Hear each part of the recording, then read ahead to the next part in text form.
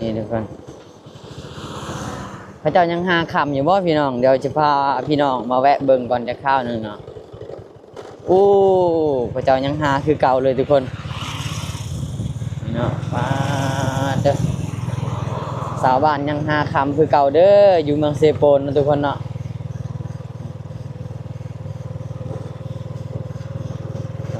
ตกเต็มน้ำเลยเนาะเบิดมือเลยพี่น้องเนาะพระเจ้ามาหา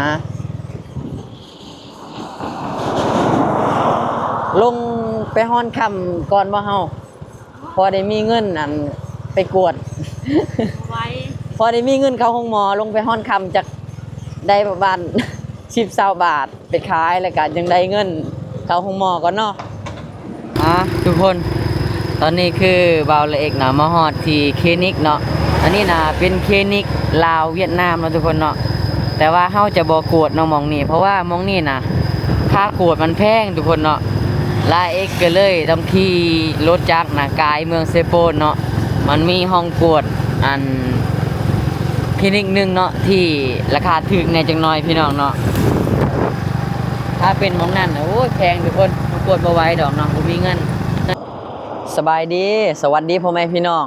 เนาะมื้อนี้ลาเอกสิมาถามทุกคนเนาะว่าผู้ใดแน่เคยเป็นอาการแบบนี้เนาะทุกคนเนาะคืออาการที่เบาละเอกเป็นอยู่เนาะสิมาเล่าให้ทุกคนฟังเนาะว่ามีผู้ใดเคยเป็นแน่นะทุกคนคือ1นี่เนาะเบื่ออาหารทุกคนเนาะ2แล้วก็น้ำหนักลงเนาะ3แล้วก็อ่อนเพลียทุกคนเนาะแล้วก็4นี่คือแน่นท้องเนาะท้องแน่นแล้วก็จุกทุกคนเนาะกินข้าวน้อยนึงนี่ก็อิ่มแล้วทุกคนบ่อยากนะอาหารคือเบื่อเลยทุกคนแล้วก็ผู้ใดเคยเป็นอาการแบบนี้เนี่ยทุกคนเนาะคืออาการหยังเนาะคือเป็นพยาธิหยังกะคอมเมนต์มาบอกละเอกเนี่ยเนาะตอนนี้คือเบาละเอกนะจะไปกวดเนาะอยู่ห้องหมอคลินิกเนาะอยู่แถวเมืองเซโปนนั่นแหละทุกคนเนาะมื้อนี้สิไปกวดเบิ่งว่าเป็นหยังเนาะว่าเบาอันละเอกนะเป็นมาหลายมื้อแล้วทุกคนเนาะประมาณ4-5 เดือนมาแล้วเนาะที่ว่ากินข้าวบ่ค่อยแซ่บเนาะเพิ่นๆหลายกว่านั้นแล้วบ่จักเนาะจนจำบ่ได้เลยทุกคนแต่ว่าจนฮอดมื้อนี้นะหนักสุดๆเลยเด้อทุกคนข้าวจนบ่อยากเลยเนาะมื้อนึงนี่ได้กินแต่คาบนึงนี่ถือว่าอิ่มเลยทุกคนถึงแม้นกินข้าวหรือว่าบ่กินข้าวเนาะท้องมันก็ยังจุกยังแน่นคือเก่าทุกคนเนาะแล้วก็เพลียอยากนอนอยากหลับตลอดเลยทุกคนเนาะเล็กจนบ่มีเวลาไปถ่ายคลิปเลยเนาะช่วงนี้ก็ได้ทุกคนมื้อนี้เฮาสิมากวดนำกันว่ามันสิเป็นพยาธิหยังกันแท้เนาะแล้วก็ท่านหมอเพิ่นสิว่าจังใดทุกคนเนาะไปทุกคนเนาะเฮาเดินทางไปตลาดหรือว่าไปโรงหมอนำกันคลินิกอยู่เซโปนนำกันทุกคนมื้อนี้สิพาลูกเมียไปเนาะสาวตีแล้วก็ท่านย่าทุกคนเนาะเอาขี่รถจักรไปเนาะร่างกายตอนนี้คือลดลงไปเรื่อยๆเนาะน้ำหนักทุกคนและเอกตอนนี้แบบพร้อมแล้วก็จ้อยแห้งทุกคนเนาะมีคนทักไลน์ว่าเอ้าเจ้าไปยังมาเจ้าติดยาบ้าบ่คือว่าหน้าเจ้าแบบเหี่ยวแล้วก็จ้อยแห้งทุกคนบ่ได้แม่นเด้อทุกคนเด้อคือบ่าวละเอกเป็นอาการอย่างที่ละเอกเว้าเมื่อกี้สู่ฟังเนาะไปเดี๋ยวเฮาไปตลาดนำกันมื้อนี้เนาะ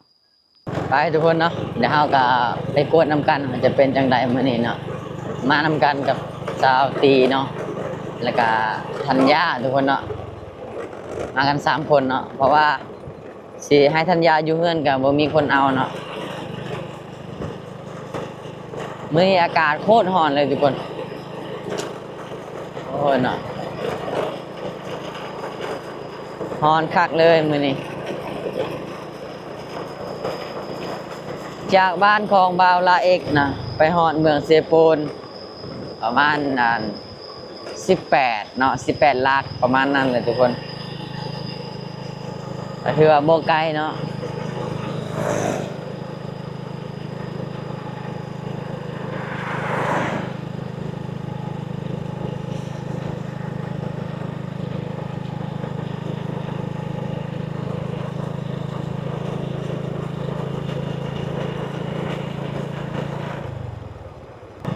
นี่ทุกคนเส้นทางเลข9ตอนนี้เนาะเขาเจ้ากำลังเฮ็ดใหม่เนาะทุกคนเนาะโอ้ สบายเลยเนาะเส้นทางนี้เนาะเราจะลงไปสวรรค์จากสวรรค์เข้าสู่ชายแดนลาวเวียดนามก็ไปง่ายเลยทุกคนเนาะ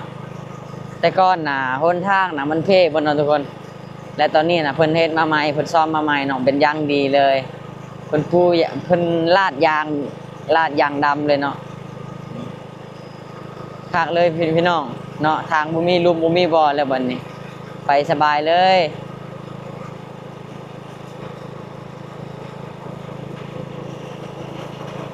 ทุกคนตอนนี้คือบ่าวละเอกนะมาฮอดที่คลินิกเนาะอันนี้นะเป็นคลินิกลาวเวียดนามเนาะทุกคนเนาะแต่ว่าเฮาจะบ่กวดเนาะหม่องนี้เพราะว่าหม่องนี้นะค่ากวดมันแพงทุกคนเนาะลาเอกก็เลยต้องขี่รถจักรนะกายเมืองเซโปนเนาะมันมีห้องกวดอันคลินิกนึงเนาะที่ราคาถูกแน่จังน้อยพี่น้องเนาะถ้าเป็นหม่องนั้นโอ้ยแพงทุกคนกวดบ่ไหวดอกเนาะบ่มีเงินทุกคนตอนนี้ก็ใกล้สิฮอดเมืองเซโปนแล้วเนาะถือว่าฮอดแล้วเมืองเซโปนพี่น้องแต่ว่ายังบ่ทันฮอดตลาดเพิ่นเนาะจะพาทุกคนมาเบิ่งกัน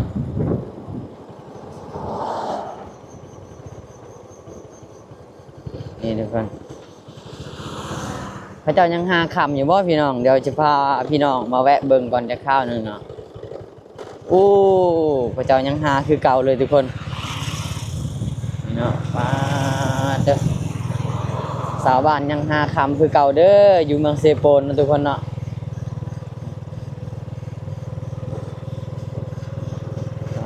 ตกเต็มน้ำเลยเนาะเบิดมือเลยพี่น้องเนาะพระเจ้ามาหาลงไปฮ้อนคำก่อนว่าเฮาพอได้มีเงินอัน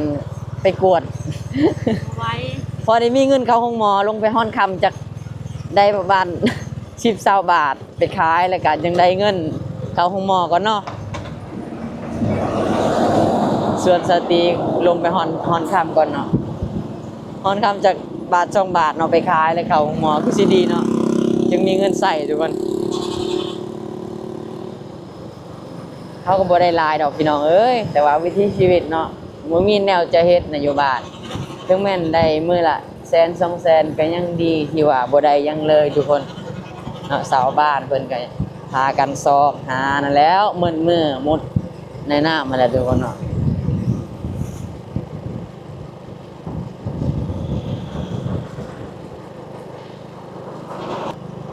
ทุกคน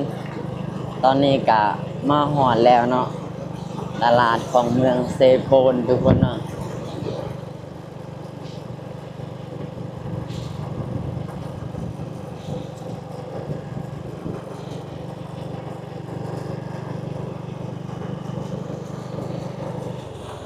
อากาศแจ่มใสคักพี่น้องฮ้อนมื้อนี้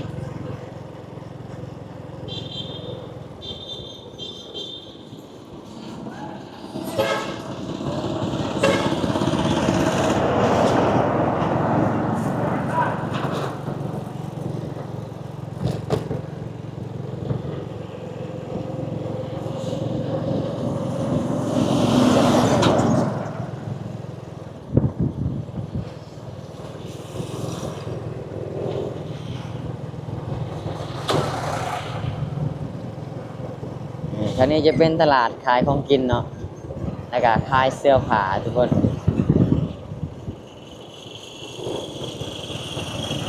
ไปเดี๋ยวเราจะไปคลินิกเนาะอันอยู่บ้านพ้นม่วงนะทุกคนเนาะเป็นมองที่คลินิกนะกวดราคาถูกแน่จังหน่อยแล้วก็เจ้าของคลินิกเป็นชนเผ่าบรูเนาะเฮาก็จะได้อัน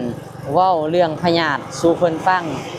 ที่เฮาอาการที่เฮาเจ็บสู่เพิ่นฟังน่าจะเข้าใจกันง่ายกว่าเนาะ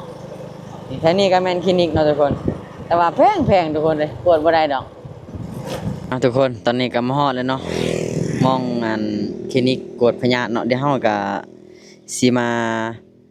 เข้ามากวดเบิ่งก่อนเนาะนี่ก็มีคนกวดอยู่ทุกคน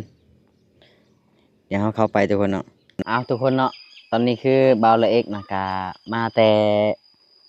คลินิกเนาะหรือว่าโรงหมออยู่เซโปนเนาะก็มาฮอดเฮือนเป็นที่เรียบร้อยแล้วพี่น้องเนาะก็ได้กวด สุขภาพเนาะมื้อนี้เนาะกวดก็บ่ได้กวดครบวงจรดอกพี่น้องเนาะถ้าเกิดว่าเฮากวดครบวงจรก็ถือว่าแพงเนาะทุกคนเนาะมื้อนี้ก็ได้กวดแค่เลือดแล้วก็ซองอีโกแค่หน้าท้องเท่านั้นเนาะก็ทางแพทย์เพิ่นบอกว่าบาวลาเอ็กนะเป็นกระเพาะเนาะทุกคนเนาะก็คือเน้นท้องเนาะทุกคนแล้วก็แสบท้องทุกคนเพิ่นก็ได้วางยามามื้อนี้เนาะทุกคนเนาะนี่บาวลาเอ็กก็ได้กินก็รู้สึกดีขึ้นหน่อยนึงเนาะบ่ฮู้ว่ามันสิดีขาดเลยบ่ทุกคนก็บ่จักเนาะ